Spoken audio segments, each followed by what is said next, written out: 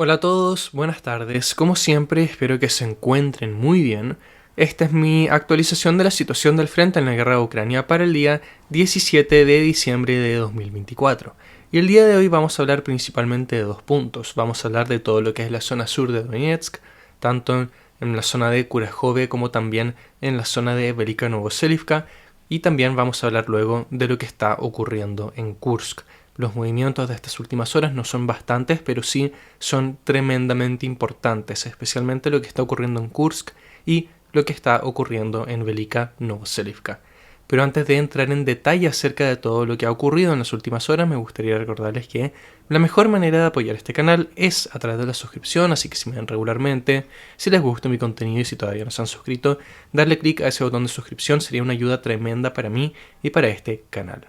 Y vamos a comenzar el video de hoy con lo que es la zona de Kursk, para luego pasar a hablar de todo lo que está ocurriendo en la zona sur de Donetsk. ¿Y qué ha ocurrido en Kursk? Bueno, se ha visto cómo los rusos han vuelto a avanzar, y este avance ha sido bastante importante en comparación a lo que estábamos viendo anteriormente. Para contextualizar un poco, desde que Ucrania comenzó su ofensiva en Kursk, luego hemos visto cómo el ejército ruso ha lanzado un par de contraataques o un contraataque de distintas fases, y ahora se podría decir que estamos viendo quizá la cuarta fase de estos contraataques. Lo llamativo es que tanto la primera como la segunda fase fueron contraataques o acciones de contraataque donde se vieron avances muy repentinos, muy profundos, pero que no se mantuvieron a lo largo del tiempo. Y lo que se ha visto en la tercera y la cuarta fase es que los avances están siendo más limitados, pero durante estas últimas horas eso ha cambiado un poco. Concretamente se ha visto como el ejército ruso logró avanzar unos 30 kilómetros cuadrados en dirección a Kruglenkoye, que es esta localidad acá, localidad muy importante para el ejército ucraniano, ya que si es que logran los rusos capturar Kruglenkoye, entonces podrían amenazar Malaria-Loknea y así ir forzando distintas retiradas en este sector. Habrá que ver si es que logran hacerlo, habrá que ver si es que logran capturar Kruglenkoye, pero este avance ha sido bastante llamativo considerando lo que hemos visto en la zona de Kursk en el último tiempo. Y también tiene un impacto simbólico. ¿Por qué? Bueno, recordemos que el ejército ucraniano, cuando lanzó su ofensiva en dirección a Kursk, logró capturar algo así como 1000 kilómetros cuadrados de territorio ruso. Y desde entonces hemos visto cómo los rusos han estado intentando con éxito en algunos puntos toda esta tarea de ir expulsando completamente a los ucranianos de Kursk. ¿Y por qué digo que este último avance es importante simbólicamente? Bueno, porque los rusos ahora han logrado limitar el espacio controlado por Ucrania a menos de 500 kilómetros cuadrados. De hecho, es algo así como 480 kilómetros cuadrados de la zona de Kursk que están bajo control ucraniano, y tendremos que ver si es que este número se va reduciendo más hacia el futuro. Como lo hemos comentado, los rusos están activamente buscando eliminar las posiciones ucranianas. Es importante eliminar para ellos las posiciones ucranianas, en parte por lo que tiene que ver simbólicamente todo esto de tener fuerzas ucranianas en su territorio, y también para todo lo que pueda ser una posible mesa de negociaciones que se podría estar dando durante el próximo tiempo. Recuperar todo el territorio ruso sería algo muy importante para la postura rusa, y la contraparte es que para los ucranianos es muy importante mantener territorio capturado dentro de Rusia, debido a que pueden utilizarlo, o por lo menos esperan utilizarlo, no sé qué tan efectivo será, como alguna moneda de cambio. Por eso hemos visto que ambos ejércitos han estado invirtiendo tantos recursos dentro de la zona de Kursk. Dicho todo eso, vamos avanzando y pasemos ahora a todo lo que es la zona del sur de Donetsk, porque hay avances en tres direcciones. En primer lugar, se ha visto como el ejército ruso ha vuelto a avanzar un poco al sur de Pokrovsk. Lo hemos comentado, desde que los rusos capturan Shevchenko, se han ido acercando hacia la localidad de Pishania, que, bueno, el capturarla te permite ir avanzando a lo largo de localidades como Svirove, Leontovich y estas otras localidades que están justo en las afueras de Pokrovsk, con tal de ir acercándose a Pokrovsk, obviamente. O también está la otra posibilidad de capturar Pishania para luego pasar a Vovkove y así luego llegar a Kotline, que es esta localidad de acá, que, bueno, no sé si se puede ver muy bien acá, pero si es que los rusos logran capturar esa localidad, las rutas que entran hacia Pokrovsk quedarían seriamente amenazadas. De hecho, una de estas quedaría cortada físicamente y la otra podría quedar bajo el riesgo de lo que es el fuego ruso. Así que todos son muy importantes, los movimientos hacia Pishani son muy importantes, pero también hemos visto cómo durante estos últimos días los avances rusos en dirección a Pokrovsk se han ido reduciendo un poco, especialmente cuando lo comparamos con lo que estábamos viendo la semana pasada. Obviamente es difícil sacar conclusiones de todo eso, solamente con un par de días de noticias, pero hay que estar muy atentos a lo que puede ocurrir acá, porque todo indica, por lo que hemos visto y por lo que comentan fuentes, que los rusos tienen planes para Pokrovsk y que estos planes, o sea, sí lo sabemos. Pokrovsk es un gran objetivo por parte de los rusos, pero todo indica a que los rusos tienen planes para acercarse a esa ciudad, por lo menos durante el corto plazo, o eso es lo que se está viendo. Tendremos que ver cómo se termina materializando todo eso, pero lo cierto es que están cada vez más cerca de distintas rutas críticas, están cada vez más cerca de la ciudad en sí, han estado desplegando distintos ataques de reconocimiento, distintos ataques de infiltración, cada vez más cerca de Pokrovsk, y todo eso puede ser tremendamente importante para esta ciudad, que en sí es importante para todo lo que es el resto del frente de Donetsk. Para seguir avanzando tenemos que pasar hacia todo lo que es la zona de Kurajove, de manera más específica hacia el sur de Kurajove. Hemos estado hablando bastante de este sector en el último tiempo, esta zona ha sido protagonista en el frente durante los últimos meses. Hemos hablado acerca de cómo los rusos han estado quebrando una línea defensiva ucraniana bastante importante, como primero esos avances se daban de manera lenta y costosa, pero cuando los rusos comenzaron a aplicar esta estrategia que hemos visto una y otra vez de avanzar a lo largo de los flancos, ahí es cuando progresivamente han tenido más y más éxito. Y lo que hemos comentado es que solamente quedan un par de localidades de esta línea bajo control ucraniano que resguardan un poquito lo que es el flanco sur de Kurajove. Y durante las últimas horas la situación de estas posiciones ucranianas ha empeorado aún más. Los rusos ahora han capturado casi toda la localidad de Konstantinopolsk, que la pueden ver acá en el mapa. También están muy cerca de capturar, no sé si se puede considerar localidad, porque es creo que una casa o una granja de Giant, y más allá de eso hay un par de localidades más al norte, como Yantarne, como Sujiyali, que los rusos ya controlan la gran mayoría, si es que no todo, Sujiyali, Selanivka, etc. Así que estamos viendo cómo a esta línea defensiva le queda poco y nada. Y nuevamente hemos visto un avance ruso, que comentamos en Konstantinopolsk, lo cual nos indica que efectivamente, si es que lo comparamos con lo que estábamos viendo hace 2 meses, esta zona defensiva ya no ofrece ni cerca de la resistencia que ofrecía anteriormente. Hay un río que los rusos van a tener que cruzar si es que quieren seguir avanzando, pero todo indica que van a tener éxito en eso. Y lo que vemos es que efectivamente la zona de Kurajove está recibiendo más y más presión, mientras vemos que logran los ucranianos estabilizar un poco la zona en dirección a Stary Terny.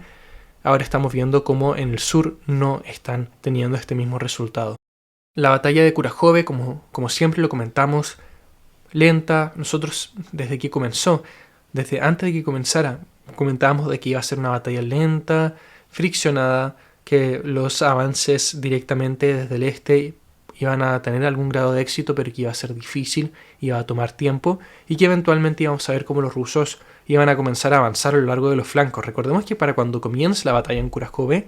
esta línea defensiva ucraniana al sur de la ciudad queda más o menos intacta, o estaba más o menos intacta. En el resto del frente veíamos que los rusos todavía no estaban ni en Kurajivka ni en Vovchenka, estaban más o menos en la zona de Krasnogorivka, y comentamos que estaba la posibilidad de ir acercándose por parte de los flancos, y eventualmente eso ocurrió. Y se ve como desde Selenivka hacia Sontsivka hay unas pinzas gestándose que pueden ser bastante interesantes, y a lo largo de todo este tiempo se han emitido distintos reportes de que el ejército ucraniano ha ido retirando bastante equipo y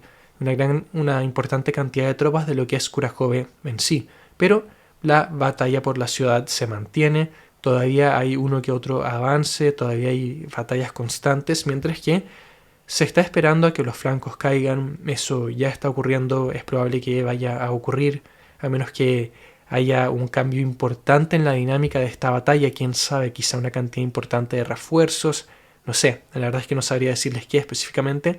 Todo esto se debiese mantener y veríamos cómo, y vamos a ver cómo eventualmente toda esta zona de Kurahove va a terminar cayendo a raíz de lo que es la constante presión rusa hacia los flancos, que se va a mantener, que va a seguir, y al mismo tiempo estos avances en el este de Kurahove van a seguir teniendo éxito porque la cantidad de tropas ucranianas cada vez va a ser menor mientras se gestan estas retiradas, y si es que no se gestan, entonces la cantidad de tropas igual va a ser menor debido a que las rutas que entran a Kurahove están hasta cierto punto amenazadas por el fuego ruso. Y por último, para ir cerrando, tenemos que ir a toda la zona de Velika Novoselivka, que es, a juicio propio, uno de los puntos más importantes del frente en este último tiempo. Hemos hablado mucho de Velika Novoselivka en estos últimos meses, hemos hablado acerca de cómo el flanco del este ha colapsado, hemos hablado acerca de cómo hacia el oeste los rusos también están presionando bastante, y también se podría hablar de cierto colapso, porque hemos visto cómo efectivamente desde la presión que va desde Rivnopil, en estas zonas en altura, sumado a todo esto, los avances rusos en Blagodeatne, los cruces del río y todos estos movimientos en la zona de Storozheve, hemos visto cómo finalmente un bastión ucraniano ha estado cayendo. Durante las últimas horas, los rusos han vuelto a avanzar a lo largo del río Mokry Yali y han logrado capturar más posiciones al sur de Storozheve. Y esto es importantísimo porque estos avances, las posiciones que mantienen los rusos, terminan segmentando las fuerzas ucranianas en dos, una hacia Storozheve y hacia el norte, y el resto de las tropas en Makarivka. Makarivka se había mantenido como un bastión ucraniano, habíamos visto cómo los rusos habían entrado en Makarivka para ser rechazados de manera contundente tras un feroz contraataque, y habíamos visto cómo desde entonces el ejército ucraniano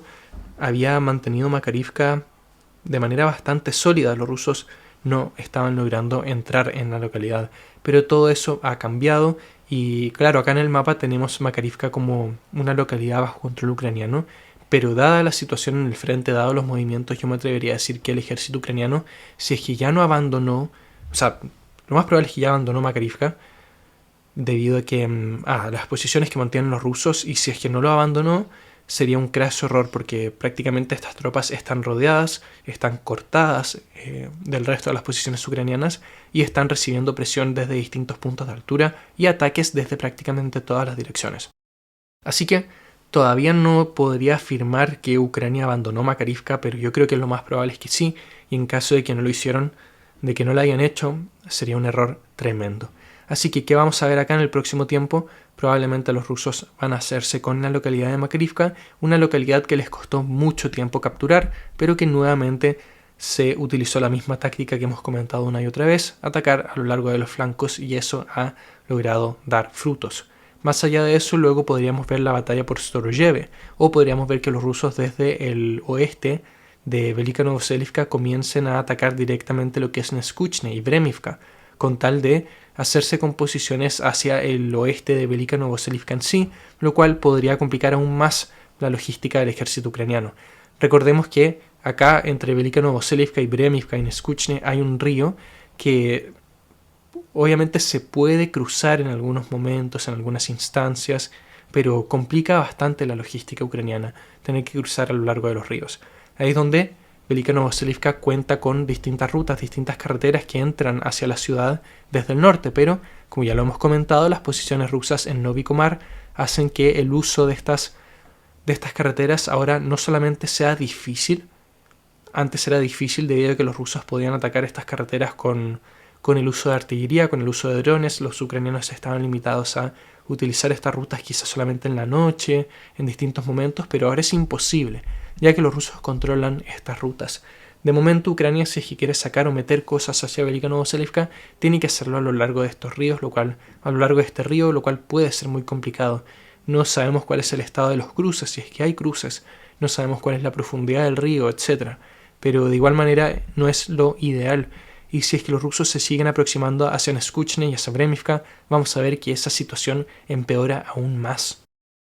Y en general ya el frente de Velika Novoselivka se ha estado tambaleando hace mucho tiempo, pero ya las posiciones rusas en Novi Komar, el colapso del este, el colapso del oeste, la próxima caída de Makarivka, todo eso hace que la situación sea ya prácticamente insostenible. Y Velika Novoselivka es importantísima, lo hemos comentado en el pasado, pero Desde Velika Novoselivka, Ucrania lanzó un gran número de ataques hacia el valle de Velika Novoselivka que dejaron a las tropas ucranianas en Uroyaine y en Staromayorsk, y es un punto logístico bastante importante en esta zona del sur de Donetsk. Y lo que esperan los rusos, o por lo que van comentando distintas fuentes al menos, es que una futura captura de Velika Novoselivka le permitiría a los rusos ir capturando bastante territorio en toda esta zona del sur de Donetsk. No necesariamente ir avanzando hacia otros puntos críticos, pero sí ir penetrando de manera bastante importante a lo largo de distintas posiciones para eventualmente hacerse con una gran cantidad de territorio, mientras que avanzan estos movimientos en otros flancos del sur de Donetsk para así ir afirmando más y más las posiciones rusas a lo largo de todo este sector de la línea de contacto. Y claro, parece ser muy evidente. La captura de Velika Novoselivka y una posible captura de Kurajove le abrirían el camino a los rusos hacia distintos puntos, le abrirían el camino a los rusos hacia seguir avanzando a lo largo de distintas posiciones con tal de ir capturando simplemente más y más territorio. Recordemos que Rusia quiere hacerse con toda Donetsk y estos movimientos, estos avances que lo hemos comentado durante 2024 han sido muy extensos para lo que estábamos acostumbrados a ver, han tenido un impacto en todo aquello. Y bueno, ¿qué decir de lo que puede ocurrir en Pokrovsk o lo que puede ocurrir en Chasiv Yar? Eso en otras partes de Donetsk, pero ya el frente del sur de Donetsk parece estar solucionándose, por así decirlo, para los rusos, capturando Kurajove y capturando Velika Novoselivka. Yo creo que ahí, en base a lo que se comenta y en base a lo que se ve en el frente, podríamos ver que los avances vayan multiplicándose y que vayan creciendo de manera incremental. Y eso ha sido todo por el día de hoy. Muchas gracias por ver, espero que tengan una muy bonita tarde y que nos veamos el día de mañana. Adiós y muchísimas gracias.